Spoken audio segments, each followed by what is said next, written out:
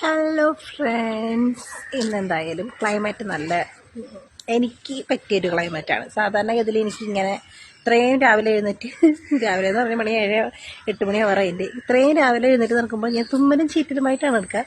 പക്ഷേ ഇന്ന് രാവിലെ എഴുന്നേറ്റപ്പോൾ നോർമലായിട്ട് എഴുന്നേറ്റ് പോന്നിട്ടുണ്ട്. പുറത്തേക്ക് ഇറങ്ങിയപ്പോൾ കേട്ടാ നല്ല രസമുണ്ട് കാണാനായിട്ട് ക്ലൈമറ്റ്.